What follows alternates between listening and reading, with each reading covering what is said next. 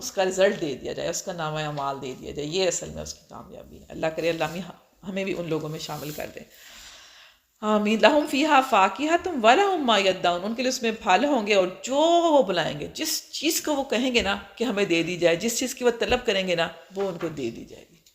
یہ کتنی پیاری بات ہے نا، ہم ہر وقت چاہتے ہیں کہ ہماری یہ والی بات مانی جائے، ہم یہ کہیں امی ہمیں یہ دے دیں، ہم یہ کہیں تو ہمیں یہ دے دیں، ہم ایسا کپڑا پہننا چاہیں تو امی ہمیں وہ بنا دیں، ہم یہ کھانا چاہیں تو ہمارے حاضر ہو جائے، چاہتے ہیں نا، تو پھر جنت کے لیے تیاری کر لیں۔ بس اب اپنی زندگی کا مطمع نظر کیا بنا لیں؟ جنت کو بنا لیں کہ میں جنت میں جانا ہے، اس کو ٹارگٹ بنا لیں۔ پھر کیا ہوگا؟ پھر یہ چھوٹی چھوٹی چیزیں کوئی معنی نہیں رکھتی۔ جنت کو اپنا مطمع نظر بنا لیں کہ اللہ تعالیٰ مجھے وہ والی نعمتیں دے۔ اگر یہاں کبھی مس ہو جائیں تو کیا دعا کریں کہ اللہ مجھے جنت میں، اگر مل بھی جائیں تب بھی کہیں جنت میں دے۔ میرے ابو جان تھے نا، اللہ تعالیٰ جنت نصیب کرے، وہ نا ان کو دلیا بڑا پسند تھا، دلیا بہت شوق سے کھاتے تھے، میٹھا دلیا گڑ والا۔ تو وہ جب کھاتے تھے نا تو بہت شکر کیا کرتے تھے، ان کی بہت عادت تھی کہ جب کھاتے تھے تو سبحان اللہ الحمد، ہر لقمے میں بسم اللہ کہہ رہے ہیں۔ تو کہتے تھے یا اللہ، جب بھی کھاتے تھے اللہ میں جنت میں مجھے دلیا دینا۔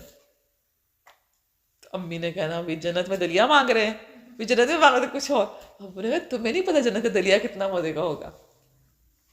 یہ بات یہ ہے کہ آپ جو چاہیں گے آپ کو مل جائے گا، جو چاہیں گے آپ کو وہاں پہ ملے گا۔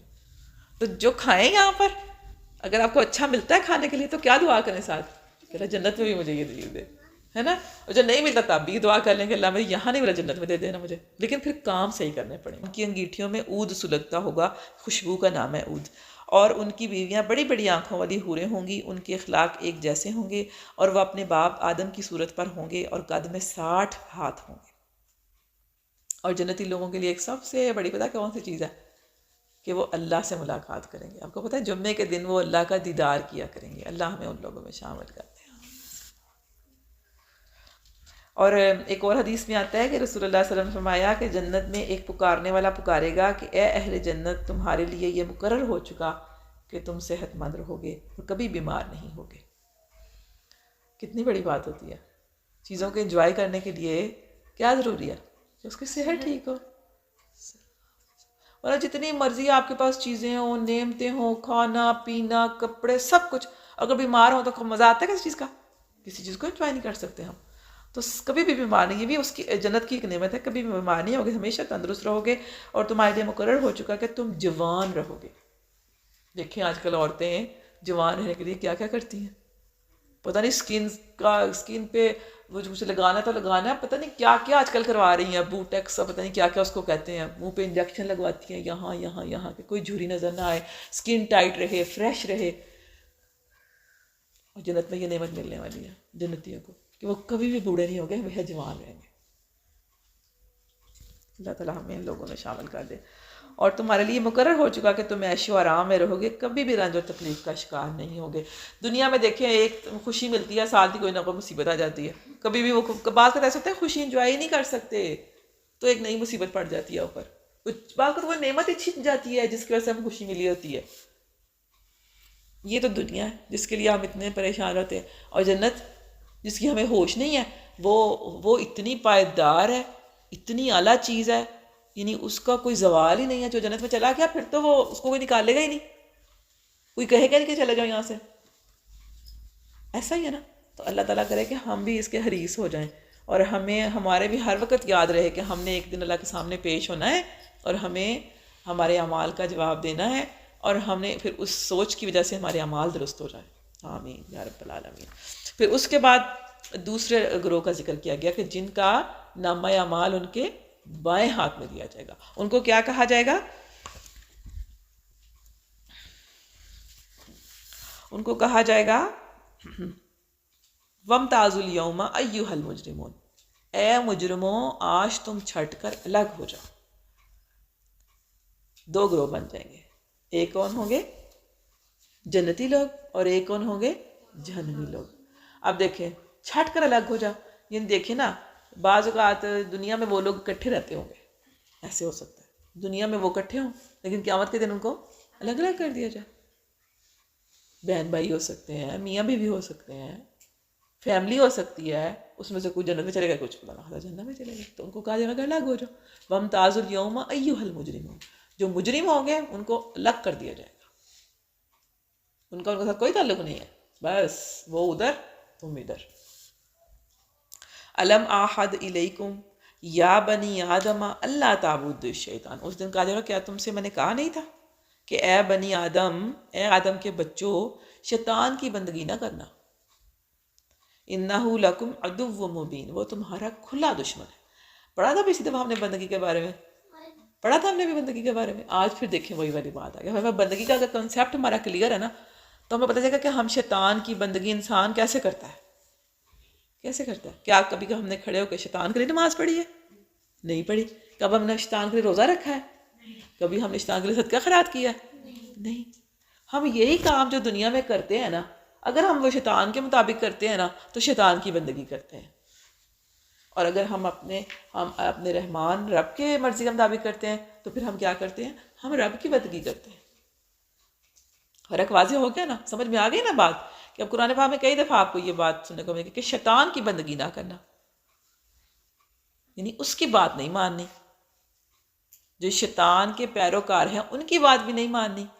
اب شیطان تو ہمیں آ کے نہیں کہتا، سامنے تو کھڑا نہیں ہوتا وہ ہمارے کہ یہ جھوٹ بولو. کبھی اس نے کبھی ہمارے سامنے آ کے ہمیں کہا کہ جھوٹ بولو، یا کبھی اس نے آ کے سامنے کہا کہ بے پردگی اور بے حیائی کرو، یا کبھی اس نے ہمیں کہا ہے کہ ایسے لباس پہنو، تنگ کپڑے پہنو، چست لباس پہنو، ٹائٹس پہنو اور کیپریز پہنو، آدھی ٹانگیں ننگی کرو.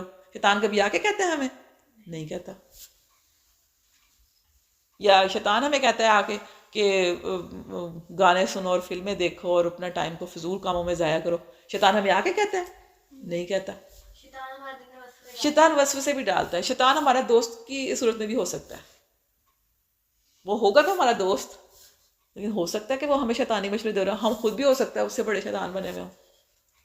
یہ بھی ہو سکتا ہے نا کہ ہم خود ہی کسی کو غلط مشورے دے رہے ہوں، تو ہم خود شیطان کے پیروکار بنے ہوئے ہیں، شیطان کے آلہ کار بنے ہوئے ہیں. بلکہ اگر اس طرح کر رہے ہیں تو یہ ساری کیا چیزیں ہیں؟ یہ اسی کی بندگی ہے. ویسے ہم بڑی نمازیں پڑھ رہے ہوں، ویسے ہم بڑے نفلی روزے بھی رکھ رہے ہوں، رمضان کے بھی رکھ رہے ہوں، عبادتیں بھی بڑی رمضان میں آخری طاقتوں میں کر رہے ہوں، اعتکاف پہ بھی بیٹھ رہے ہوں، لیکن کر کس کی بندگی رہے ہوں ایکچوئل میں؟ شیطان کی. تو یہ جو چیز ہے نا، یہ ہمیشہ یاد رکھیں کہ بندگی صرف کس کی کرنی ہے؟ رحمان کی کرنی ہے. اور وہ تبھی کر سکتے ہیں جب ہم قرآن سے جڑے ہوئے ہوں گے، قرآن کو سمجھیں گے، ہمیں پتہ ہوگا کہ قرآن کیا کہتا ہے، اللہ ہمیں کیا کہتا ہے، تبھی ہم مانیں گے نا. اگر پتہ ہی نہیں ہے کہ اللہ کا کیا حکم ہے، اللہ کیا چاہتا ہے ہم سے، جنت حاصل کرنے کے لیے ہمیں کیا قربانیاں دینی پڑے گی، تو تب تک تو ہم کچھ کر ہی نہیں سکتے. وَلَقَدْ أَضَلَّ مِنْكُمْ جِبِلًّا كَثِيرًا أَفَلَمْ تَكُونُوا تَعْقِلُونَ، اس نے تم کو کیا کیا؟ بہت زیادہ لوگوں کو گمراہ کیا، تم عقل کیوں نہیں کرتے. هَذِهِ جَهَنَّمُ الَّتِي كُنْتُمْ تُوعَدُونَ، پھر کہا جائے گا کہ ان لوگوں سے کہا جائے گا کہ یہ ہے وہ جہنم جس کا تم سے وعدہ کیا گیا تھا. غلط لوگوں سے کس کا وعدہ ہے؟ جہنم کا. اصلوها اليوم بما كنتم تکفرون، اس میں داخل ہو جاؤ، آج اس جہنم میں داخل ہو جاؤ، اس لیے کہ تم نے جو کفر کیا ہے. کس چیز کا کفر کیا ہے؟ اللہ کی بات کا انکار کیا ہے، اللہ کی بات نہیں مانی ہے، شیطان کی بات مانی ہے، تو پھر آج جہنم میں داخل ہو جاؤ. الیوم نختم علی افواہہم وتکلمنا ایدیہم وتشہد ارجلہم بما کانوا یکسبون. تو اس دن کیا ہوگا پھر؟ اس دن اللہ تعالیٰ کہتے ہیں کہ ہم تمہارے منہ کے اوپر مہر لگا دیں گے، اور تمہارے ہاتھ بولیں گے، اور تمہارے پاؤں گواہی دیں گے. اس دن انسان منہ سے نہیں بولے گا، وہ یہ نہیں کہے گا کہ میں نے یہ کیا، میں نے وہ کیا، مجھ سے یہ غلطی ہوگی، میں نے یہ بھی گناہ کیا. اس کے ہاتھ بتائیں گے کہ یہ کرتا رہا ہے میرے ہاتھ، ان ہاتھوں سے اس نے یہ کیا. وہ ہاتھ بولیں گے. پھر اس کے پاؤں گواہی دیں گے، یعنی اس کے جسم کا ہر حصہ بتائے گا کہ اس نے میرے سے یہ کام کیے ہیں. کتنی خوفناک صورتحال ہوگی. یعنی ہمارے اپنے ہی اعضاء ہمارے خلاف ہو جائیں گے اس دن، وہی ہمارے خلاف گواہی دینے لگ جائیں گے. استغفر اللہ.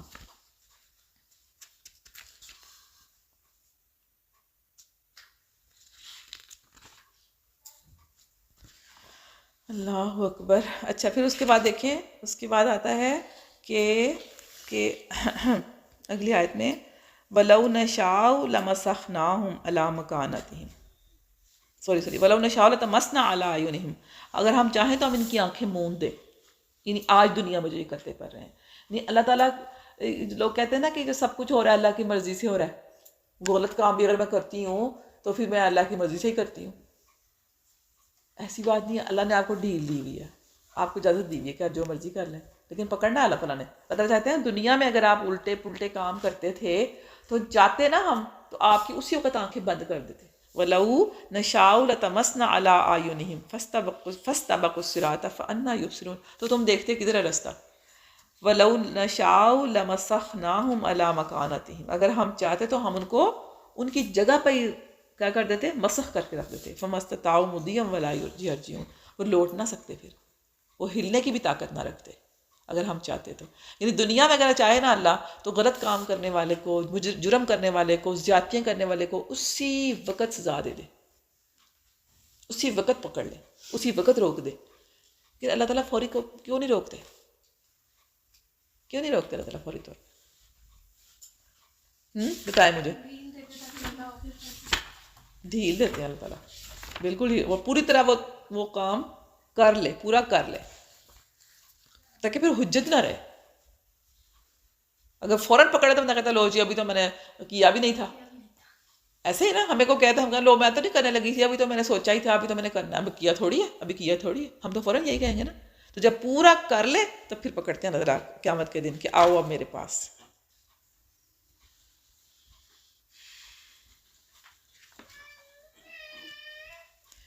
اچھا، اب آپ یہ دیکھیں گے یہ سب کچھ ہم نے پڑھ لیا. یعنی دو گروہ بھی ہم نے دیکھ لیے.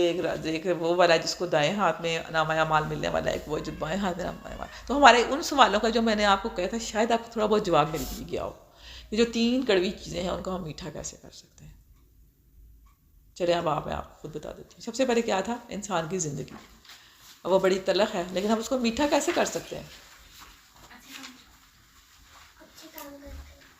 نہیں، جب ہمارے پہ کوئی مصیبت آ جاتی ہے اس کا پھر ہمارے اچھے کام سے کوئی تعلق نہیں ہے. کوئی حادثہ ہی ہو گیا خدا نخواستہ، یا کوئی ایسی کوئی آزمائش آ گئی ہمارے پر جو ویسے بظاہراً ہمیں کہیں سے چوٹ نہیں لگی لیکن ہمارے دل پہ بڑی اس کی چوٹ لگی ہوئی ہے. دل نفسیاتی طور پہ ہم بہت ڈسٹرب ہو گئے اس کی وجہ سے. تو پھر وہ سب چیزیں میٹھا، اس زندگی کو میٹھا کرنے کے لیے بھی ہمیں اس قرآن کو ہی پڑھنا ہوگا. ہمیں اس سے ملے گا کہ صبر کرنا ہے. ہمیں جب صبر کریں گے تو کیا ہوگا؟ مشکل بھی آسان ہو جاتی ہے. آپ کو پتہ ہے اس وقت فلسطین میں، غزہ میں کس طرح سے وہ لوگ آزمائے جا رہے ہیں، کس طرح سے آزمائے جا رہے ہیں. لیکن وہ کیا کہتے ہیں؟ الحمدللہ. دیکھا ہوگا آپ نے بہت ساری ویڈیوز کو. وہ کہتے ہیں الحمدللہ، سارے بچے شہید ہو گئے، بیوی چلی گئی ہے، گھر سارا تباہ ہو گیا، اور وہ کھڑا کہہ رہے ہیں الحمدللہ. تو جو اللہ کا شکر کر لیتا ہے اس کو اللہ ویسے ہی اطمینان دے دیتا ہے. تو یہ صبر اور شکر، یہ 2 چیزیں انسان کی زندگی کو بہت حد تک میٹھا کر دیتی ہیں. دیکھیں آپ ناشکری کر کے دیکھیں، ناشکری سب کچھ کڑوا ہو جاتا ہے نا. اور اگر آپ اس کے بدلے میں آپ کہیں گے شکر ہے اللہ، یہ مسئلہ ہوا تو چلو شکر ہے یہ تو ہے، چلو شکر ہے یہ تو ہے، تو کیا ہوتا ہے پھر آپ کو ساتھ ہی آپ کی زندگی میں مٹھاس آ جاتی ہے نا. لیکن اگر آپ، اور پھر آپ کو پتہ ہے جب اپنا شکریہ کرتے رہتے ہیں نا تو آپ کے چہرے پہ اس کا بڑا اثر ہو جاتا ہے. آپ ہر وقت غصے میں رہتے ہیں، پریشان رہتے ہیں، چہرے کی آپ کی تازگی چلی جاتی ہے، چہرے سے نور ختم ہو جاتا ہے، چہرے پہ ایک عجیب سی وہ منوسیت سی چھا جاتی ہے. ہوتا تھا نا. وہ الگ بات ہے کہ اب میک اپ اس طرح کے آ گئے ہیں تو کہ ہر چیز چھپ جاتی. لیکن ایکچولی میں اگر آپ ان کو ویسے دیکھیں نا تو وہ کیا ہوگا، ان کے چہرے سے تازگی ختم ہو جاتی ہے، فریشنس نہیں رہتی، چہرہ پریشان رہتا ہے، ملول، ہر وقت غمزدہ جو رہیں گے تو پھر کیا ہوگا، اور پھر بیماریاں لگ جائیں گی. ہو جاتا نا ایسے، آپ کو بہت زیادہ پریشان رہنے سے بھی بیماریاں بھی لگ جاتی ہیں. آپ نے اپنے زندگی کو مزید تلخ بنا لیا. دوسری چیز کون سی ہے تلخ؟ انسان کی موت. اور موت کیسے ہو سکتی ہے میٹھی؟ جو نیک بندہ مرتا ہے نا، جو اللہ کی طرف جاتا ہے، تو اس کی موت ویسی نہیں ہوتی جیسی ایک بدکار کی ہوتی ہے. کیونکہ جو بدکار ہے نا اس کو تو فرشتے لینے آئیں گے نا جب، تو اس کو بہت ماریں گے، پیٹیں گے، پیٹ کے اس کو، اس کی روح کو باہر نکالیں گے، تڑپ کے باہر نکلے گی، اور اس کو بہت مار پڑے گی اس وقت فرشتوں سے. استغفر اللہ. اللہ تعالیٰ ہمارا انجام ایسا نہ کرنا.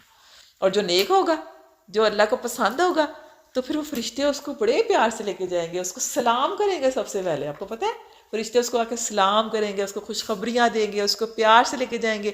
ہر آسمان پہ جب وہ جائے گا تو اس کا استقبال ہوگا، اس کو خوشبوؤں میں لپیٹا جائے گا. تو اس کی تو موت کیا ہو گئی؟